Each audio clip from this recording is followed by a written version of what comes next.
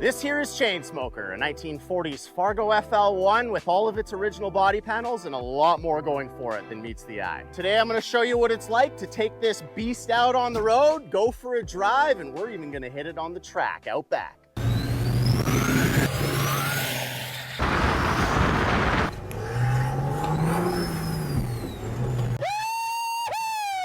And stick around to the end when we find out the answer to the question everybody asks. How much does Chainsmoker weigh? In SEMA 2018, I went to check out the show and I knew that I needed to build something to bring there myself. I just didn't know what it was. So I was looking hard for ideas when we were just kind of cruising around Vegas. And there was a point in time where we walked past a restaurant on the strip.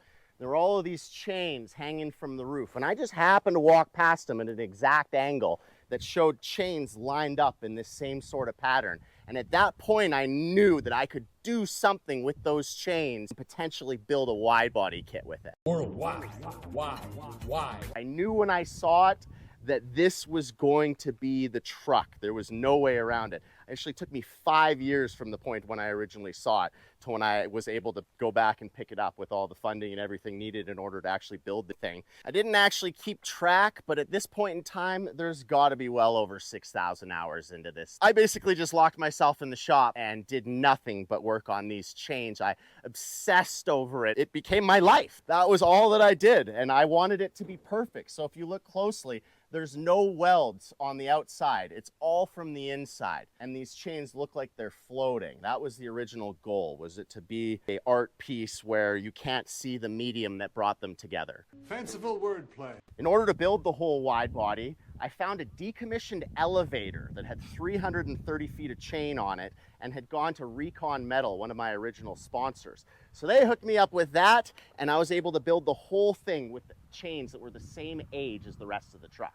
With those chains, I was also able to build this rear bumper, which flows down and then out and has a bit of a step up, the same way that stretched Harley bags flow down and then out. Following the chains through, we've got V-bar tire chains. Those are the chains that go into the snow when you're driving in the wintertime. And then the bag that those tire chains came from is right here. So it says chains across it. Stuffed it in there like you would an original gas cap from an old ride. And then obviously it has its fuel tanks over here now. So that's just a little aesthetic touch. When I originally designed this truck, I took a lot of cues from the Art Deco era, such as the enclosed front fenders, or at least half enclosed, and the chain stack, the way that it flows back. That's enough info for now, though. Let's go shred some public highways.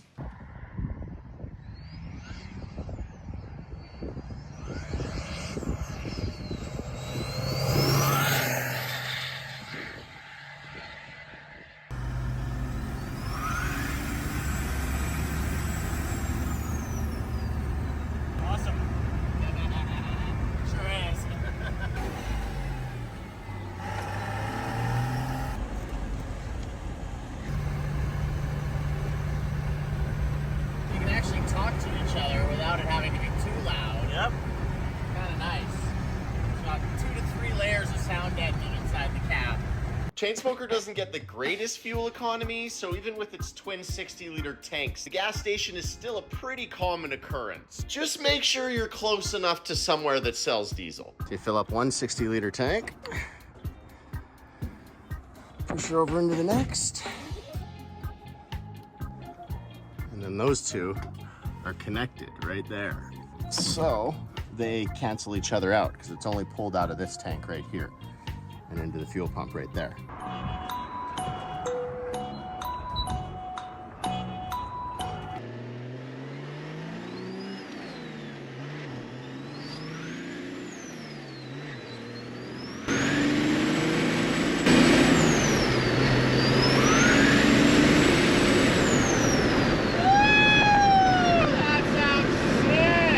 Got an NB 4500 5-speed manual transmission from a second-gen Ram, so like a 90s Dodge Ram 2500, 3500. And it has the same engine as well, a 12-valve, just this one's been turned all the way up. So because it has that same engine and same transmission, it actually drives relatively similar to a 5-speed 96 to 98, because this one's got a P-pump in it. At least in terms of the feel of the clutch. Although, to be fair, this has got a Stage 6 competition South Bend clutch in it. So It's not really that similar either, but it could be if you put a stage 6 competition self-bend clutch in your Dodge Ram.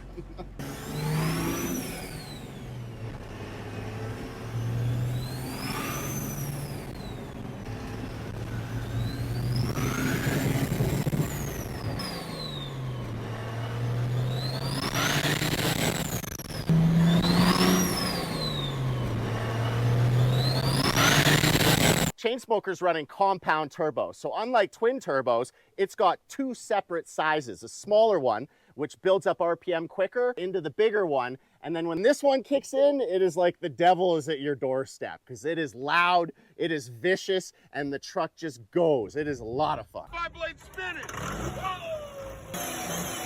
Yeah, buddy. Chainsmoker's actually been to the SEMA show twice now. In 2019 with version 1, where the whole hood was covered here and you couldn't see any of the turbo work. And then version 2, where Kale came in and pulled up the turbos from down there and plopped them right on top so you can just see what's going on and you can hear them and you can basically feel them. Mega powers, yeah. I feel the power now. I feel the power. Everybody wants to know, how do you get to the wheels when you need to change the tire? Well, it's actually not that hard. If you look closely, all of these chain links look the same, but on the back here, there's actually carabiner links. And now all of these come off and then the air suspension goes up and the wheel comes out. No problem. Hi, Coco. Oh, she's a good girl. Oh, and Rusty. Oh, yeah, so pretty.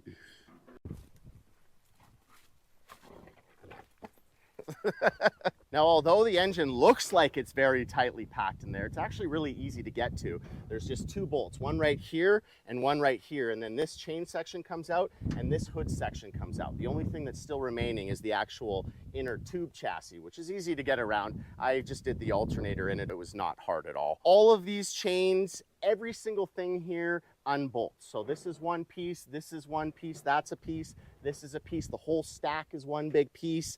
This section is one big piece. You can see another carabiner right here, which unclips, and that's the way that they actually form together to make it continue to look like one flowing piece throughout the whole thing.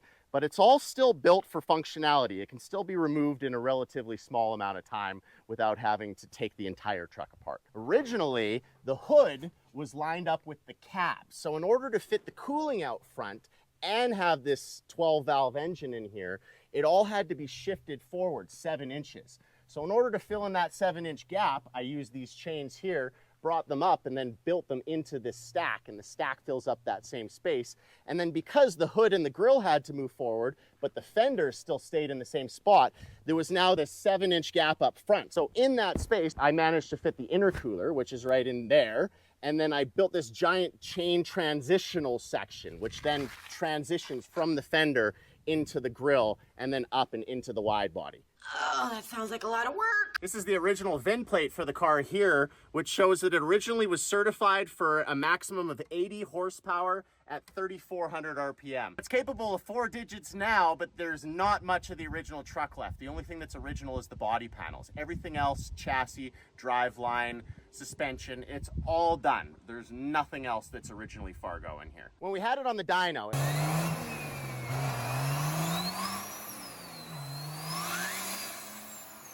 it put down around 600 horsepower and about 1,100 foot-pounds of torque, which is great, but that's the tuned down version. It is capable of 1,200 horsepower and 2,000 foot-pounds. That's both the turbos and the crate engine. So it's just a matter of giving some more fuel to it, fine-tuning a few things, and letting her rip.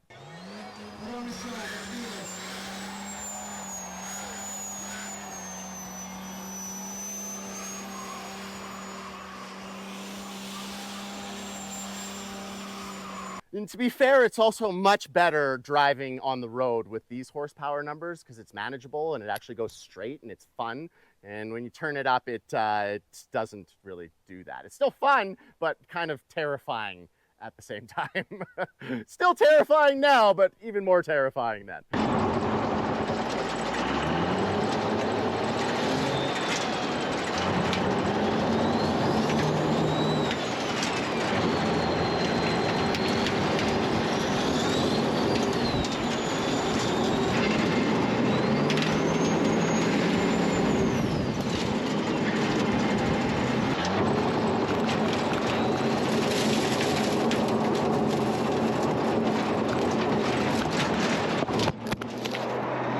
From the back roads to the concrete jungle, let's see how Chainsmoker blends into my hometown of Calgary's city streets.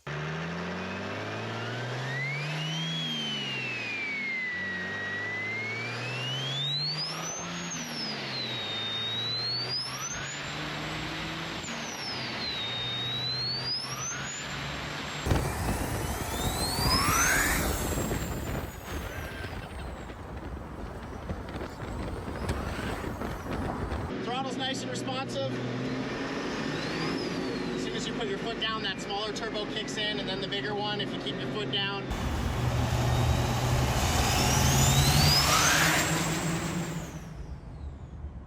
Handle's awesome, which you'll see in the racetrack coming up shortly.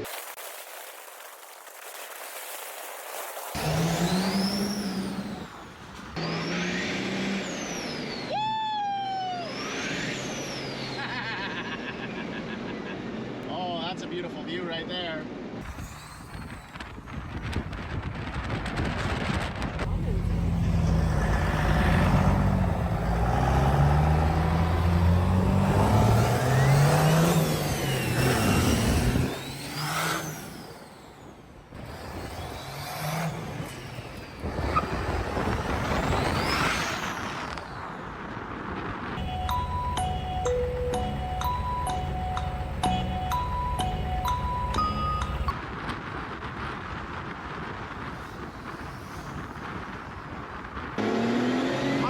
Once you get over the way that it looks, it's a real sweetheart to drive. Shifts are smooth, suspension is nice and floaty, and in the end, it's really about the way that the vehicle makes you feel. This thing makes me feel great. When I'm driving it, I have no other concerns. There's nothing else on my mind. It's just me and the road, and I love that. And it's about the sound too, because this thing, it sounds crazy and it gets into your soul when those turbos are going. You just don't get that with electric. Like, this thing makes the hairs on the back of your neck stand up, and I'm all for it. Had a social media follower send me this video he took. It's a small world after all.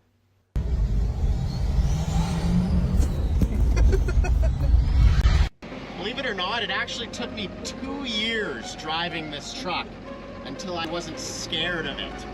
Every time I got in the driver's seat here, I was basically shaking. And it's because when you're building something yourself, there's a lot of things that kind of break along the way. So there's a lot of things that broke along the way.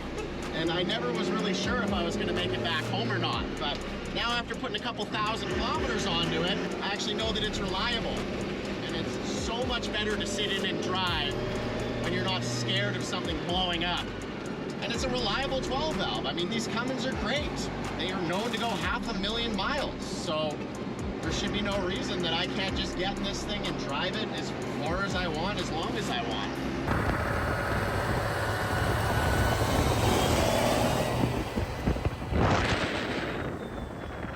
Now, one of the things I'm sure you thought about is the stack and the visibility, because it's right in the middle of my view.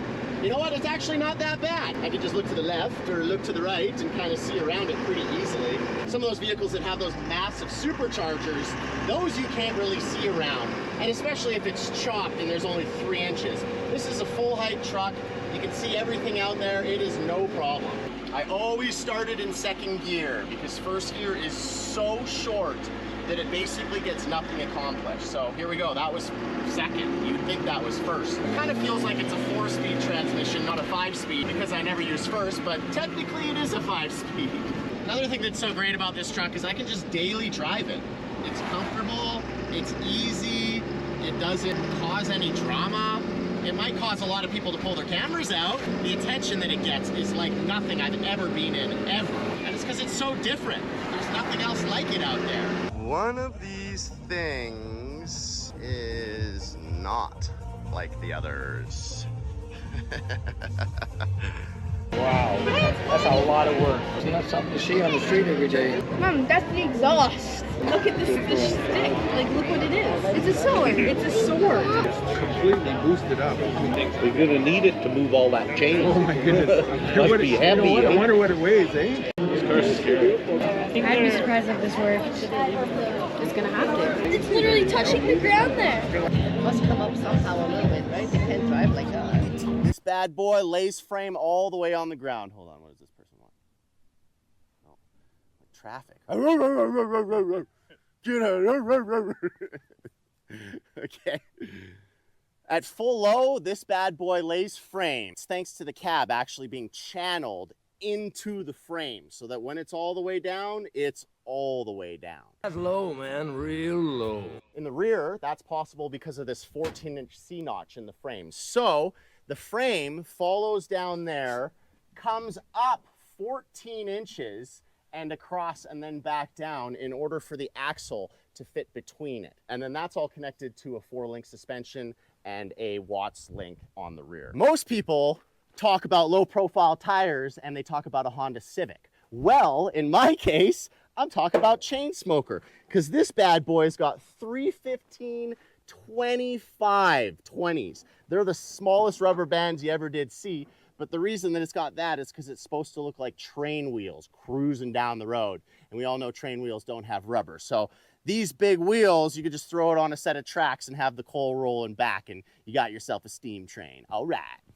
And rolling throughout, it was actually built for comfort in terms of the seats because these are all fully custom built. The steering wheel is nice and plushy. A lot of people ask me why I didn't go with the chain steering wheel, but honestly, it's kind of tacky. I like this. It's beautiful in here. On top of that, we've got a knife theme going throughout this whole thing. So the main shifter is a Greek gladius Damascus sword. The drift brake is a Spanish Toledo blade. And the e-brake setup is built on an American Bowie knife, which is down here. So normally on your Toyota 4Runner, you've got an e-brake in here, you pull it out, and then you twist it and push it back into disengage. Well, that system has been moved down here and attached to the knife. So how you engage this one is you pull it out, fully engaged, give it a twist, and push it back in. Now it's disengaged. The knife theme carries on outside with these Japanese chef knives for the door handles. And even a little cocktail sword tip for the radio antenna. Sword baseball bat, sword rifle, sword pipe. People often ask me, am I going to paint it? Which blows my mind because this right here was forged by Mother Nature over 80 years. You can't make a patina paint job like this. People try, it's called faux tina, but you can always tell. This is perfect. Every panel is matching. We have the original farm here from Minneota, Montana, which is where the truck came from. The tailgate is there. Tailgates are always gone. Look at these trucks. Missing tailgate, missing tailgate, missing tailgate. Every single brush stroke tells a story. Every single scratch, every little detail to me is perfect. It's got a full roll bar throughout, which is built into the frame. And then the roll cage inside is attached to this outside here, which then attaches to the C-notch in the back. Rather than having an X like typical, has a swirl with compounding curves. So if you look at it going clockwise, it's strength of the bars. And then if you flip your sight and look at it going counterclockwise, it's actually the art from the chains. I never want to go through the pain of building this again. It literally took me to the hospital on 3 separate occasions. One for my eye, one for my arm, and one for my brain. Even working in the middle of the night, 2 days before SEMA 2021, I caught 2 guys red-handed stealing one of my trucks. And although I took 2 hits to the dome with a set of vice grips, I still managed to save my truck from these wannabe thieves. And thanks to my video, they got caught and hit with aggravated assault. So hopefully it stops them from doing it again. I saved one! I saved one. Yes, motherfucker! It is something that I'm very happy is done. And if I did sell it, all I'd want to do is just fill the void that it took out of my life, which would mean that I'd have to build it again. And that's the last thing I ever want to do. Although having my friends help with the build was a blessing that I couldn't have succeeded without. And is one of the things I remember most fondly about the build. So special thanks to you guys. So that being said, I'm sorry, folks. It is not for sale. It is part of the personal collection forever. However, if you are part of the Mad Max team and you want this for your filming, let me know. I am more than happy to let it go out. It's okay if you get a little scratch here or there. Just please, whatever you do, don't blow it up. Just don't blow it up. Now, all that info is great and all, but enough talk. This thing spent 40 years in the field. Let's go bring it back out there and get her dirty. This is going to be interesting.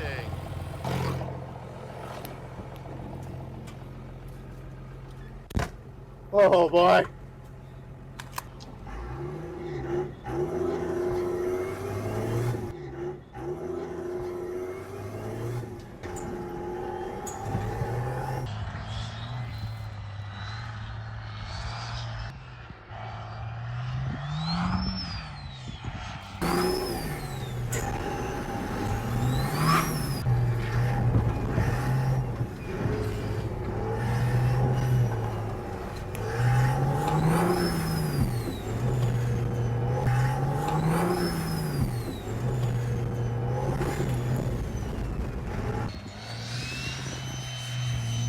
Interesting to see that my habit of sticking my tongue out when I'm deep in the zone hasn't changed since elementary school. Oh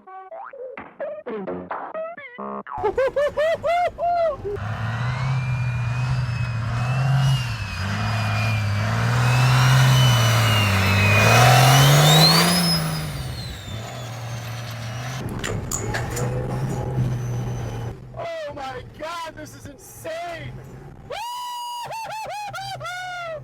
Oh, buddy! Oh my God! Ah! Oh my God! Ah!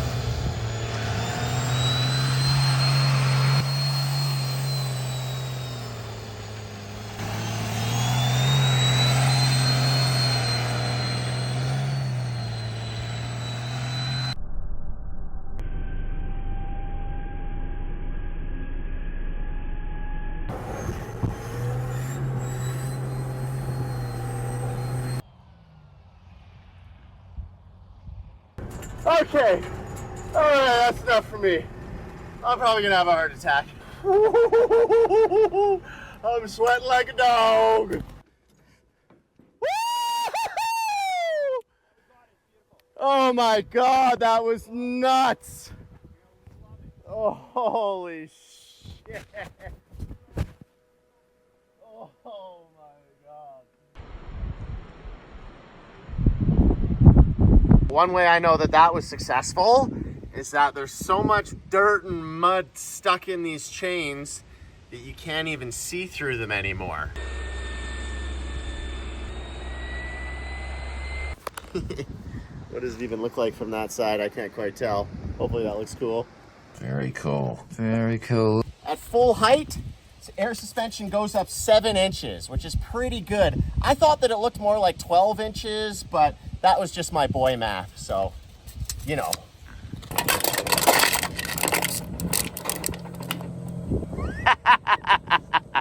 Housing all the air suspension components is this 1880s treasure chest, which I bought off the original family. They brought it over from Scotland, and if you look inside here, it's the only actual storage. There's even the guy with his original dogs here and his horse. This would have been built before cars were even a thing. And then underneath here is all the treasure. There's actually a false floor in this treasure chest, and inside we've got 2 compressors, a valve body, an air tank underneath a shelf, which holds all the air for the bags, 2 Optima yellow top batteries, the fuse, air filter, relays, and pretty much the kitchen sink. The air suspension controller here has all 4 corners independent, and then the rear independent, the front independent, or just all of them at the same time. So if we push this corner, that front right is gonna go up.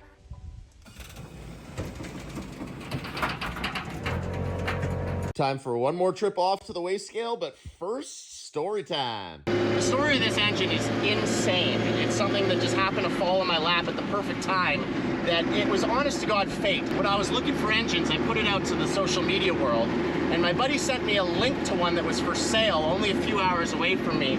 That was a fully built crate engine with everything upgraded on it that could be, and what wasn't upgraded was replaced with OEM parts. So this thing is mint. The seller had the original build receipt. Which was for $56,000 Canadian. It included the crate engine and everything that bolted on, but no transmission, nothing else. It was crazy because I called CBP, told him a little bit about the engine because I wanted to know more, and boom, instantly he knew exactly what engine I was talking about. He said they'd only built two that were that extreme, and one of them was in the vehicle that he was currently driving, so it couldn't be that one. It had to be the other. That's this engine. What happened was somebody called CPP and said, hey, I'm terminally ill. I want to build the craziest engine, put it in the truck of my dreams, and drive it before I die. So he did that. He commissioned them, said, spare no expenses. I want this thing as crazy as it gets.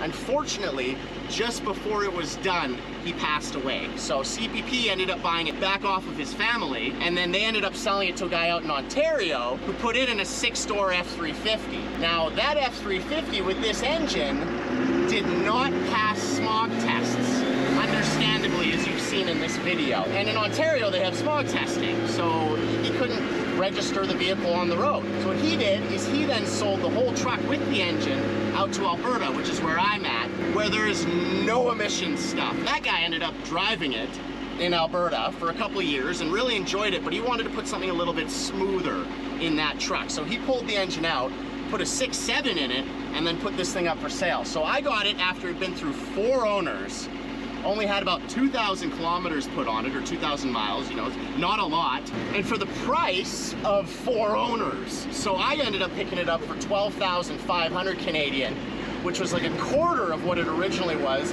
less than that. And I would have never been able to touch her otherwise. So that was just fate falling on my lap. And that was the reason that we built Chainsmoker to the extreme that it was. I wasn't sure that it was ever really gonna go to SEMA. As soon as I had that, I knew it was gonna go. We made our way to the Esso Travel Center, where we have found ourselves a certified CAT scale. We're gonna weigh Chainsmoker. I'm gonna hopefully flag somebody down with a new diesel truck so we can weigh them together and see if this really does weigh that much more than a new diesel. Because everybody seems to think that it weighs 10,000 pounds because of all the chain that it has on it. So let's find out. Look at this, here we go. Brand new Dodge Ram, as if on cue. This guy's gonna think I'm weird, but that's okay. How's it going today? Got a quick question for you. Yeah. I've got this rat rod that's just peeking out behind the dumpster that's over there. It's got a Dodge 12-valve Cummins engine in it, and I'm curious to see if it weighs less than one of these new style Dodge Rams. And I just asked my buddy, I'm like, what do you think the chances that somebody in a new style Cummins Dodge Ram is gonna come in the parking lot? He was like, probably not very high. Okay. And then like 3 minutes later, you rolled into the parking lot. Okay. Do you wanna weigh your truck for free? Like, Yeah, I'll pay to weigh your truck if you want to. Yeah. Yeah? Okay, cool. That's awesome. Bro. Park right beside the scale over there. And then I make YouTube videos. Is it okay if I film the whole thing? Okay, awesome. So you're trying to buy or? I built it. Oh, nice. Okay. Wow. The chances of you rolling in were so slim. It's perfect. How much is it? I will pay no problem. No, I don't even know, but I'm happy to do it.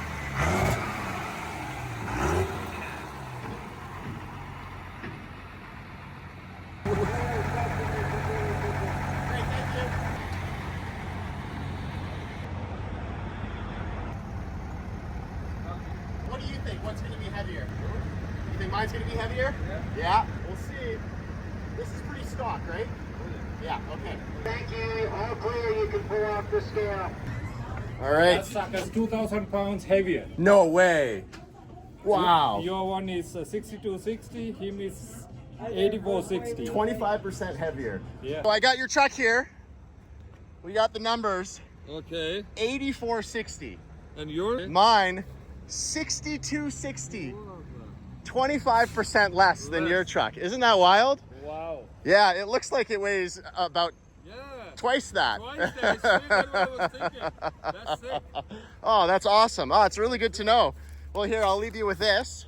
Good one, bro. And now you got some proof of what your truck weighs. What's your name? I'm Warwick. And how about Ali. yourself, Ali? Ali, yeah. I really appreciate you. Nice Thank to you meet so you much. anytime, my brother. Now that the build is done, the goal is definitely shifted to trying to inspire others. I want everybody to see that it really is possible to build the visions that come into your brain, as long as you take it one step at a time and you go slow, because this took 3 years to get it to the point where it's at now. And we're building the Mega Mini truck right now, which is another 4 years into where it's at. And it's a never-ending journey, but if you set yourself up for that, then you can do it.